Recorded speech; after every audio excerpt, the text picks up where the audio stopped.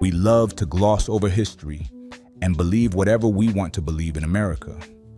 Ignorance is rewarded highly so that people become dumber and more susceptible to sucker shit.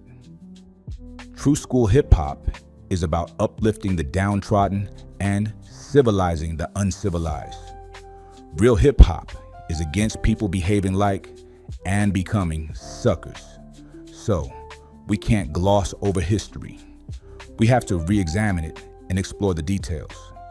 We can restart this journey with The Message by Grandmaster Flash and the Furious Five. People think they know this song and should have heard it by now if they considered themselves a hip-hopper in any meaningful way. But do they really know this song?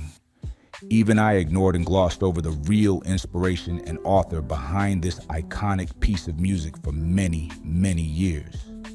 You see, back in the 90s, I used to argue with a friend about a teacher at my local high school in Plainfield, New Jersey named Ed Fletcher, who he said wrote the music and the words to The Message, but I dismissed him. Not until around 2013 did I realize he was right all along. In 2015, I finally got a chance to talk to Ed Fletcher, and we discussed not only how he came up with the music and lyrics, but I found out that David Byrne of the Talking Heads is actually an unsung influence on that song. For many hip-hoppers, the interview will be a paradigm-shifting experience to understand how easily important facts are overlooked in hip-hop history. These new facts can reshape how we view where we really are and what hip-hop is. It's a good thing, though. More knowledge of where we come from helps us evolve. A better understanding of where we come from culturally can help us better direct where we're going. Yo, what's up? This is Kurt Nice right here once again for you. Welcome back to all the supporters that have been dedicated to seeing some real hip-hop material. And if you're new, welcome to the channel as well. Thanks for joining us. And I've got something special for you for Hip Hop History Month in honor of the occasion. I want to take you to something that I know none of y'all have ever seen before. There's a lot of iconic imagery and people that we associate with hip hop, but there's also some places that we associate with hip hop as well. I mean, people know the Bronx and New York, Brooklyn, Queens. You know, you even know of places like Compton or Oakland or Atlanta or, you know, some people Detroit.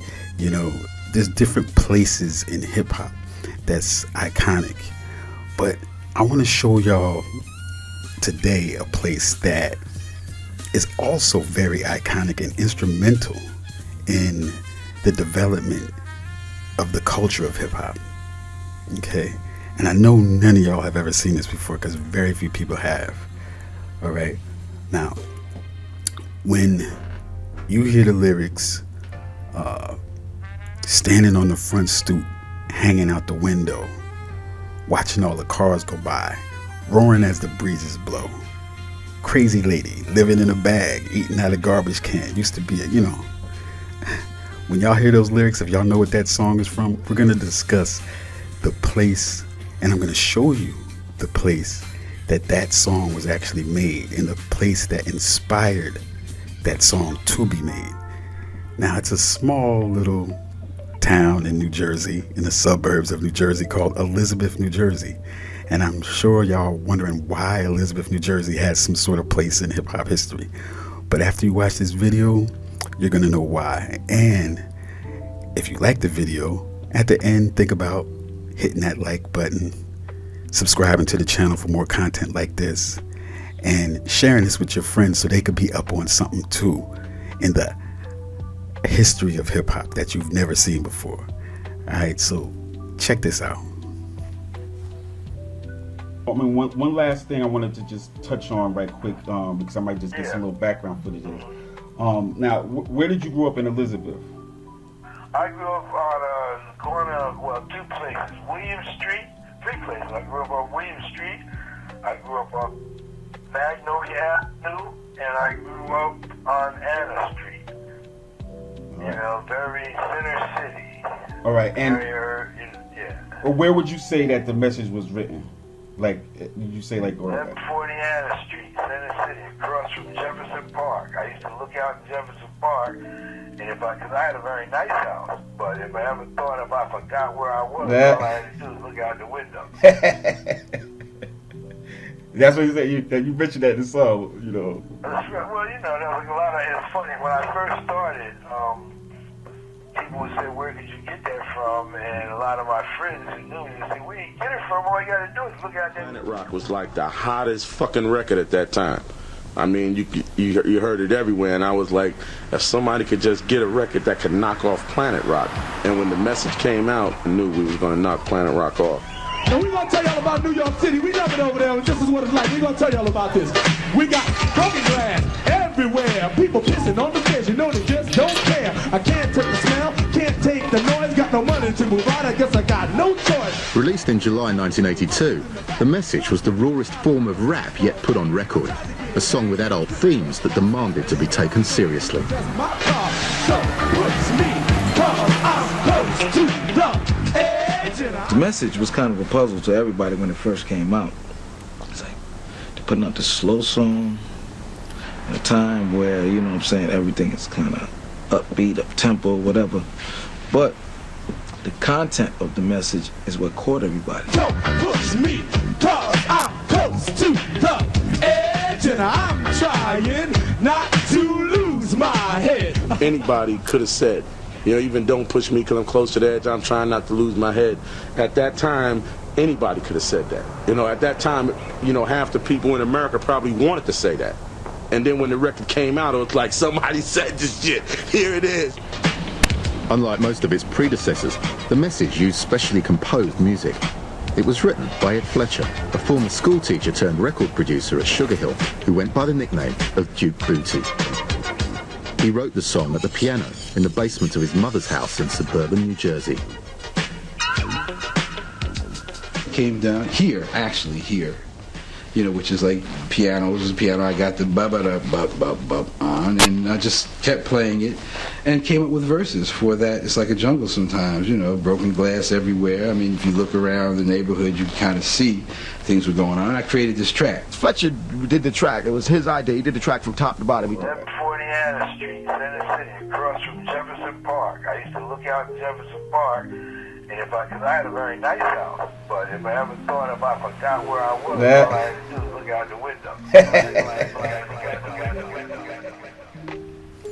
Now, a few quick shout-outs before we go out of this segment. Shout-outs to my man Shubra from the Worldwide Cypher from Mumbai, India, that came to visit me and asked me to take him out to one of these historical sites, as you saw pictured in the video. And of course, another special shout-out, rest in peace shout-out goes to Duke Bootee, aka Ed Fletcher, who died on January 13th of this year, which was less than a year ago here in 2021. And a special shout out to him for giving us this great piece of art and changing the culture of hip hop as we know it. Check the full interview where we discussed how he came up with the track, how he came up with the words and why he did the song and presented it to Grandmaster Flash and the Furious 5. America is waiting for injustice of some sort or another. Let's get into. Tell me about the message. Tell me what inspired you to write that song. Well, I wanted to say something about the stuff I saw going on all around me. And musically wanted to say something a little different than what was being done with the current rap records, because I wanted original music, which that is myself. Right. You know, a lot of people don't fully know, because they always thought that was just a Grandmaster Flash, Fury 5. They always think that's Melly Mel who wrote that song. So, Melly Mel wrote 10% of the song. He wrote the last verse. Everything else is me. Right. And even going into your, you actually performed on the song, right? Yeah, my voice on Grandmaster Flash's 3 largest selling records. It would say Grandmaster Flash and the Furious 5, and on the bottom it would have featuring Melly Mel and Duke Bootee. But people don't know that the first verse is the first voice is yours. Yeah, well, like I said, Went on to find that, hip hop's supposedly, people were always writing their own lyrics and things. So how did you think about that the whole time? I mean, you knew something different, Well, actually, up until that time, most rappers wrote their own lyrics. I mean, it was very rare for somebody to do a record that someone else had written the lyrics for. But Sylvia Robinson, who owned Sugar Hill Records, I was doing tracks for people and it would be reference vocals. And then they would take it and make it sound more commercial.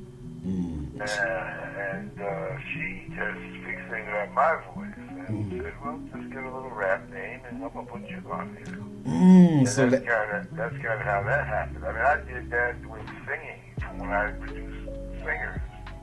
Stuff I would sing certain things and hopefully they, better than me, they would take the idea I had and really amplify it. Right. So in other words, you took a reference vocal, basically. You took a reference vocal. That's what I was doing. Yeah, I did, and that's what that was. I did a reference vocal. Okay. She said, well, I like that because all of them tried it. Mm-hmm. They didn't like it. They didn't want to do it. That's all history. That's been recorded. They didn't want to do it. They left. They ran out of the studio. We leave it if we got to do this. And after they left, Mel came back and said, you know something? I got a verse from another record, which was Super Rhyming, which was on Enjoy Records that really goes with this. I said, yeah, say it. A child is born with no state of mind, blind to the ways of mankind. God is smiling on you. And I said, oh, that does go with this. And I said to Sylvia, you got to hear this verse that Mel got. She heard it, she liked it, we put it on the end. So that was from a different track. That verse was from Super Rhyming. That was from a Rhyming. record called Super Rhyming, which was on Enjoy Records. Sylvia, once she realized she wanted to use it, bought it from another guy that owned Enjoy Records, and then we were able to use it on the message. Yeah. And then we were able to, It was like 82 in the early 80s and stuff. No, So that's, I was playing on records from 79. I mean, hip-hop records. And then 82 is when when the message jumped off and I actually started getting more production work. right. So, but you weren't doing all just hip hop. You were doing rock. Oh, you no, were doing I was doing R&B. I was doing rock. I did a lot of rock stuff. I did some jazz stuff, cabaret stuff. I had a background as a musician, so, I had worked with singers. Liked working with singers, and basically if someone had some money and thought I could help them make a more commercial record, I wouldn't work with them. You guys were creating the sound that became what hip hop was, though. Yeah, I think that's true to a certain degree, but a lot of the stuff we did, now you gotta understand that a lot of groups came before us, Cool and the Gang, Ohio Pledge, George Clinton, who's from Plainfield, by the way. Right. Just the thing we had was before we were producers, we were musicians. Right. I was a studio musician. Before I was a studio musician, I was a local yokel playing cover band. So we learned how to listen to records. We knew how to reproduce a record, play every part that was on that record. That meant you had to listen to it. You had to know what other bands would play. So at that time, and the kids were even then sampling older records. We would take that stuff and improvise on it a little bit, change a little bit, and there you go. Right. So, there was a lot of influences. Well, I think what I'm saying is that the roots of hip-hop, just like today, are really steeped in R&B and funk and, stuff like that. Right, because see, that was like a very funky track. Like, that was a heavily, so what was your particular inspiration for the message as far as the track? The message was more, people don't really hear it like I hear it. I was listening to a guy called Brian Eno, and he was producing, English producer, because I used to spend time in England. And I was also listening, he did a record called My Life in the Bush and Ghost. We were on tour with Zach, Roger Troutman. Mm-hmm. So they had more bounce to the outs, and I used to love that record. Love it. And so I said, well, and then there was another record. I happened to be down in the islands in St. Thomas, what's his name was down there. You're the guy from Talking Heads, Tina Weymouth, and the guy from Talking Heads. They had a record called Genius of Love that knocked me out.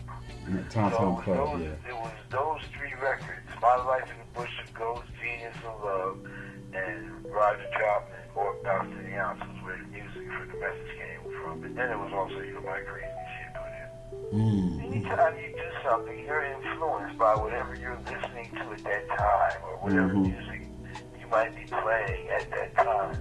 So I didn't say, oh, I'm going to do this like that, or I'm going to do that like that. It's just that that's what I was listening to.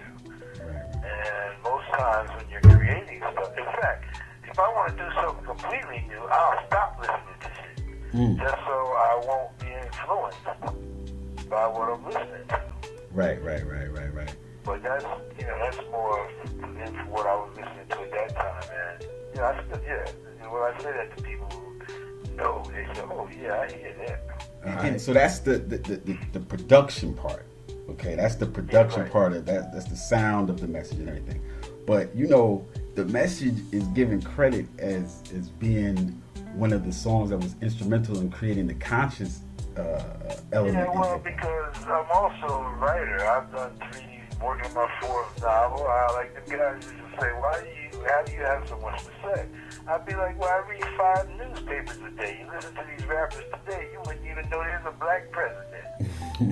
Because, people are so self-absorbed. They don't really, I as an artist always wanted to mirror what was going on around me. And I was never political. They tried to make me political, but I was more social. Okay. And I just want to mirror what society looked like to me. In that, the hook, you came up with the hooks and stuff. So that's what real powerful to people. Even like they say now, those words still ring true. Don't push me. Yeah, because it's true. Right. So, but what made you? Truth can become an anthem.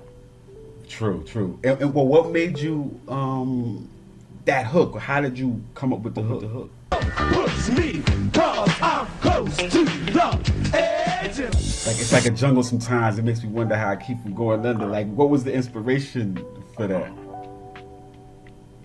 Just life. It is like a jungle. I can't say that any particular one incident or I saw a guy this, that, and the other. No, it's just that's the consciousness that it takes, or it took for me and people like me to carve away in life. In terms of don't push me, everybody, that's why it resonated as the first rap song that everybody, black, white, brown, whatever, related to, because it had certain personal themes that people can relate to. And maybe the most surprising thing that you found from doing that one song, has there been anything that really? Yeah, cover one, like I said, I've had so many records I've done. Last count 38, probably more by now. But people try to make my whole career that one record. 2, the fact that one record has paid my mortgage for 32 years. And on top of that one record is still, according to Rolling Stone, the #1 hip-hop record of all time. Wow. That shit is surprising to me. Wow. When you think about it, I just told a kid today, I teach college, it's you better be aware of every song you write, because you don't know which one will be the one that's the lottery winner. And that's surprising to me. And I tell kids, it ain't like I'm such a great genius. It's just y'all are so self-absorbed and dim. Have something to say about stuff. We got broken glass everywhere. People pissing on the bed, they just don't care. I can't take the smell, can't take the noise. Got no money to move out, I guess I got